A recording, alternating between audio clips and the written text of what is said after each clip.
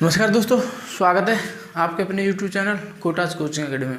Friends, आज का जो टॉपिक है पहले मैं करा रहा था उसी का जुड़ा हुआ भाई, और इससे रिलेटेड क्वेश्चन मैंने पहले ही बता दिया, बेसिक बता दिया है। आज देखते हैं नया प्रकार, नया टॉपिक, नए टॉपिक का नया प्रकार। अभी टॉपिक मैंने दो वीडियो बनी है इससे पहले, आप वहाँ पर जाकर के प्लेलिस्ट में देख सकते हैं। बहुत ही बढ़िया उम्दा प्रदर्शन। ध्यान देना भाई, क्वेश्चन पहला क्या कह रहा है कि एक आदमी 24 किलोमीटर की दूरी 6 किलोमीटर प्रति घंटा व 24 किलोमीटर की दूरी 8 किलोमीटर प्रति घंटा व 24 किलोमीटर की दूरी 12 किलोमीटर प्रति घंटा चाल से जाता है, तो औसत चाल क्या होगी।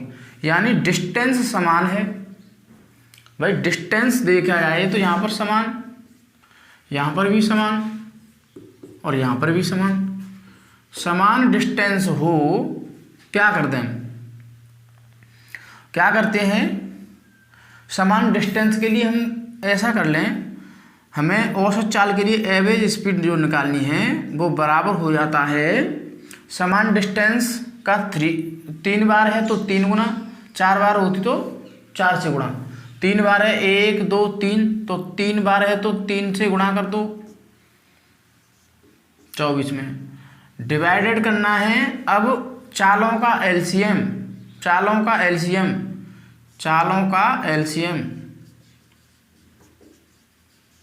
तो भैया चालों का एलसीएम, चाल कितनी हमारी देख लो, 6 चाल, फिर 8 चाल।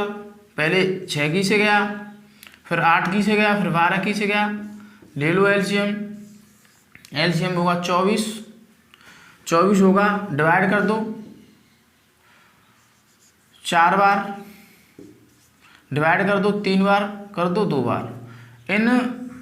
ये बन गया हमारा समय। इस समय को जोड़ दो 9, कितना होगा 9।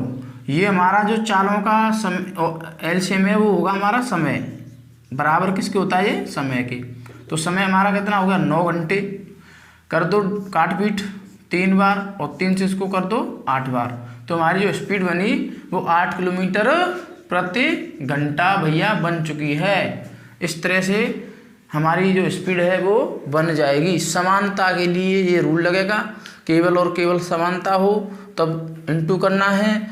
चालों का हमें एलसीएम लेना है, वो टाइम बनेगा, टाइम से हमें इसमें डिवाइड करना है, क्योंकि एवरेज स्पीड जो होती है वो डिस्टेंस अपॉन टाइम होता है, total distance upon total time. ये समझना भाई, ठीक है फ्रेंड्स। तो चलिए नोट डाउन करें, आगे बढ़ते हैं भाई।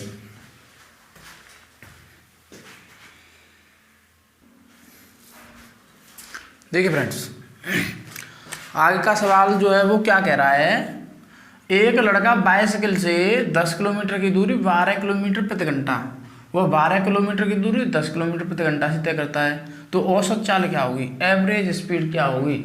अब इसमें डिस्टेंस और स्पीड अलग अलग हैं दोनों, तो टोटल डिस्टेंस जो होगी वो कितनी कवर करी होगी उसने, टोटल डिस्टेंस TD 10 + 12, 10 और 12 यानी 22 किलोमीटर की डिस्टेंस वो गया।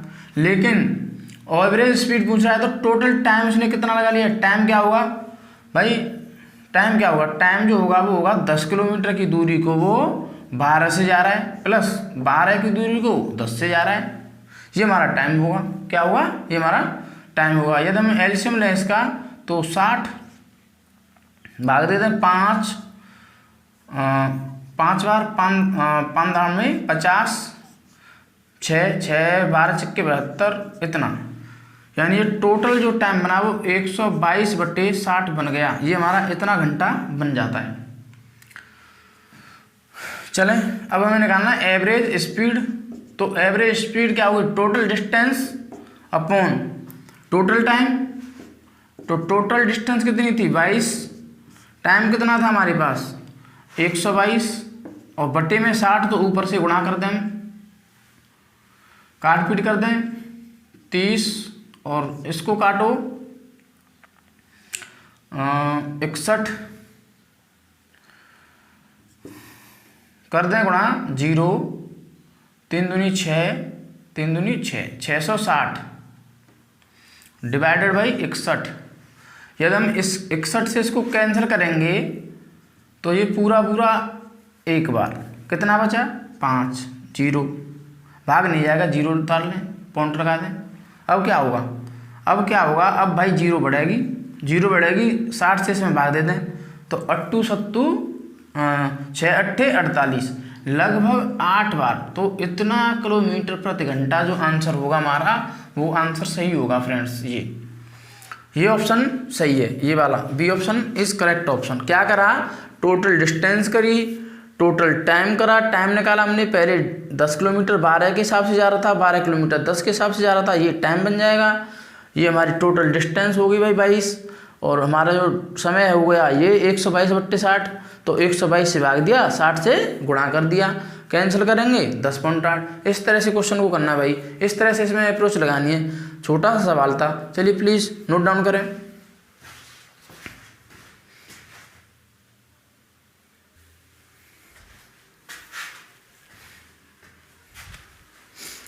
एक मिनट में एक रेलगाड़ी 500 मीटर, 1 मिनट में एक रेलगाड़ी 500 मीटर जाती है।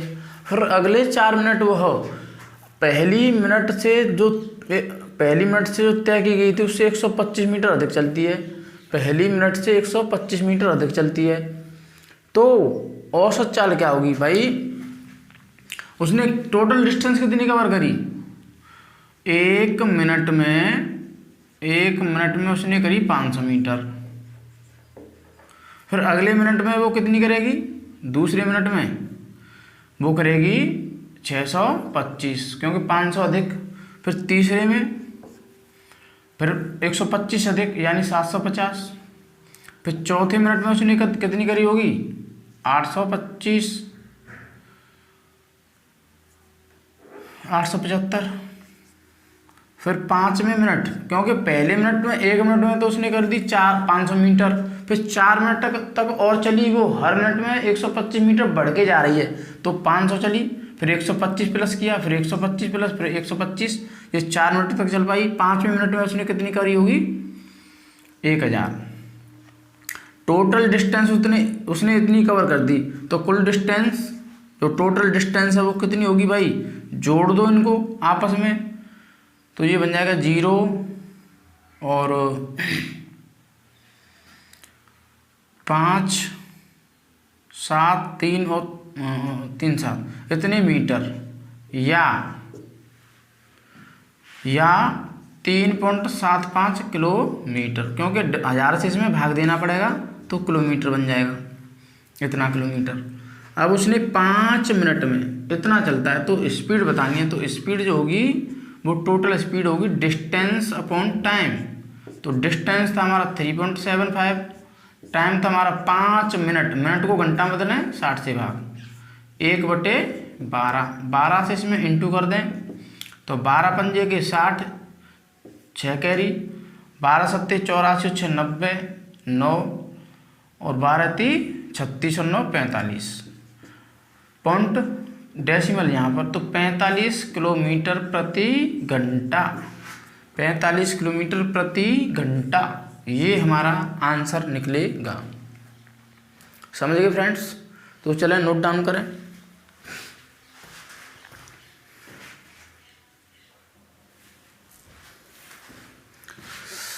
देखिए क्वेश्चन,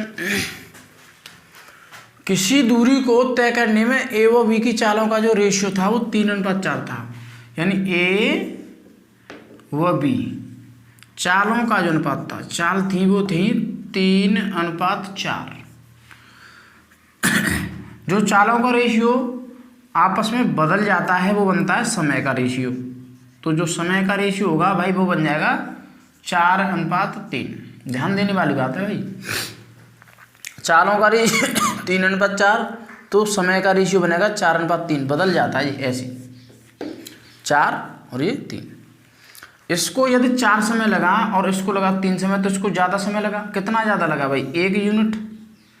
तो जो 1 यूनिट है वो किसके बराबर होगा भाई, कितना समय लग रहा है ए को, बी से 30 मिनट ज़्यादा, यानी यहाँ पर देखा जाए तो 1 यूनिट वैसे 30 मिनटों में, तो जो 1 यूनिट है वो 30 के बराबर होगी 30 मिनट। ए का समय पूछा गया कि ए ने कितना समय लिया, तो ए ने लिया 4 यूनिट, तो 4 समय 30 का गुणा कर दो 4 से, तो होगा 120 मिनट, और 120 मिनट का मतलब 2 घंटे। कितना? 2 घंटे। सी ऑप्शन करेक्ट है भाई। चलिए फ्रेंड्स नोट डाउन करें।